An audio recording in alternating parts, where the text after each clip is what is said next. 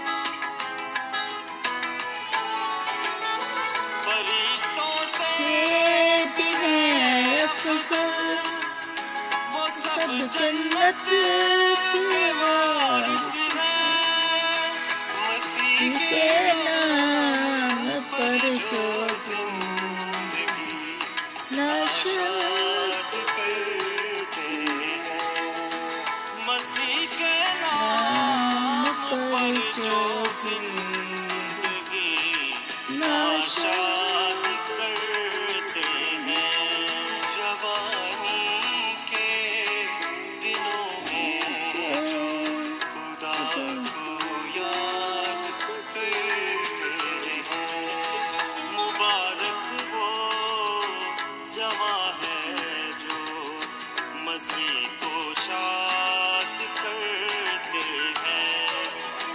जवानी के दिनों में खुदा को याद करते हैं। Hallelujah, praise the Lord. जवानी के दिनों में जो खुदा को याद करते हैं, वो मर सकते हैं लेकिन मिट नहीं सकते ज़माने से, मसीह के नाम पर जो ज़िंदगी नाशाद करते हैं। Hallelujah, praise the Lord. खुदावंद के नाम की तारीफ हो। बेशक जो खुदावंद यीशु मसीह के नाम पर अपनी ज़िंदगियों को कुर्बान करते हैं, वो खुदावंद के शहीद कहलाते हैं और वो हमेशा ज़िंदा रहेंगे। उनकी रूहें खुदावंद के पास अब्दी हयात में जाती हैं। तो अजीज़ों, हमने इमसाल 5 बाब सुलेमान बादशाह की नसीहत जो उसने अपने बेटे को की, हमने वो पढ़ा। आज हम इमसाल 6 बाब को पढ़ेंगे और देखते हैं कि उसमें सुलेमान बादशाह अपने बेटे को क्या नसीहत करते हैं। 6 बाब की पहली आयत से, ये मेरे बेटे, ऐ मेरे बेटे, अगर तू अपने पड़ोसी का जामन हुआ है, अगर तू हाथ पर हाथ मारकर किसी बेगाना का जिम्मेवार है, तो तू अपने ही मुंह की बातों में फंसा, तू अपने ही मुंह की बातों से पकड़ा गया। सो मेरे बेटे, चूंकि तू अपने पड़ोसी के हाथ में फंस गया है, अब ये कर और अपने आप को बचा ले। जा, खाकसर बनकर अपने पड़ोसी से इसरार कर, तू अपनी आंखों में नींद आने की और ना अपनी पलकों में झपकी, अपने आप को हिरनी की मानद सियाद के हाथ से और चिड़ीमार के हाथ से छुड़ा। अजीज़ों, खुदावंद का ममसूद जो है, सुलेमान बादशाह अपने बेटे को नसीहत करता है कि किसी भी गैर की जो है ज़मानत नहीं लेना, क्योंकि जिसको तू नहीं जानता उसकी तो ज़मानत ले लेगा तो उसने कुछ भी किया। आपको पता है ज़मानत क्या चीज़ होती है? ज़मानत का मतलब होता है कि आज ये बात हुई है, कल ये ऐसा काम नहीं करेगा। तो वो इंसान जो है ज़मानत देते हैं और लोग ज़मानत लेते हैं, तो तभी वो अगर किसी ने कुछ गलत काम किया है, उसको पकड़ा है, तो छोड़ते हैं। तो अगर कोई परदेसी है जिसको आप नहीं जानते और आप उसकी ज़मानत ले लेते हैं किसी गैर की, और वो कुछ भी कर देता है, तो फिर आप भी उसके साथ पकड़े जाएंगे। तो इसलिए वो कहता है कि किसी की ज़मानत जो है वो नहीं ले, जब तक कि तुम उसको नहीं जानते और तुम्हें उस पर इत्मीनान नहीं है। फिर वो ये कहता है कि ए कहल, चूंटी के पास जा, उसकी रफ्शों पर गौर कर और दानिशमंद बन, जो बावजूद के उसका कोई सरदार नहीं, ना नाजर ना हाकम है, गर्मी के मौसम में अपनी खुराक मुहैया करती है और फसल कटने के वक्त अपनी खोरिश जमा करती है। चूंटी की मिसाल हमने देखी है। चूंटी को अक्सर हमने देखा है कि गर्मी के मौसम में चूंटियां बाहर निकलती हैं और अपनी खुराक ले लेकर अपने जो घर उन्होंने बनाया होता है वहाँ पर लेकर जाती हैं और जमा करती हैं सर्दी में आने वाले वक्त के लिए।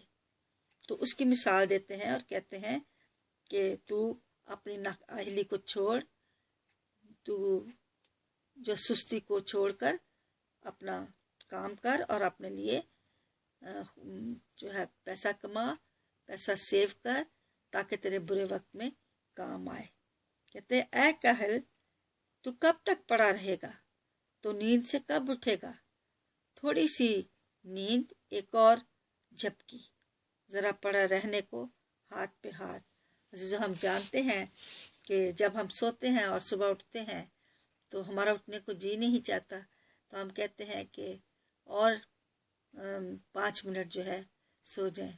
हम बार बार कहेंगे 5 मिनट और, तो 5 मिनट और, क्योंकि हम जो है सुस्ती और काहली हम पर छाई होती है और हमें नींद में रहना अच्छा लगता है।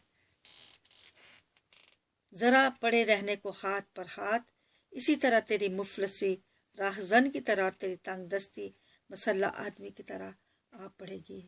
जो भी सुस्त और काहिल लोग होते हैं वो सोना पसंद करते हैं और सुस्ती में रहते हैं और काम नहीं करते, ना वो पैसा कमाते हैं और ना वो जमा करते हैं।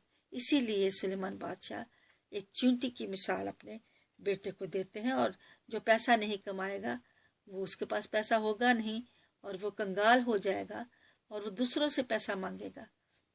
तो खुदावंद उसको जिसको वो बरकत देता है उसको वो देने वाले हाथ देता है, ना कि मांगने वाले।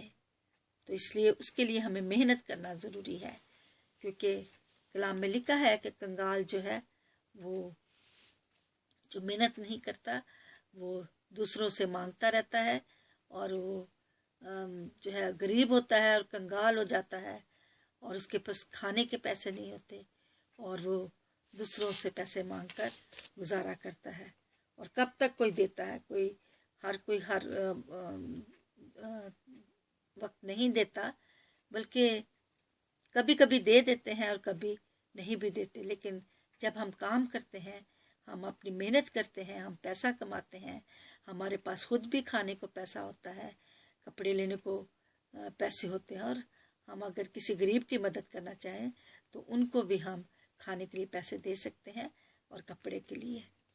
तो खुदावंत उसके लिए ऐसे आदमी के लिए बोलते हैं कि टेढ़ी तिरछी ज़बान लिए फिरता है और आंख मारता है और पाँव से बातें करता है, उंगलियों से इशारा करता है, उसके दिल में वो बुराई के मंसूबे बांधता है।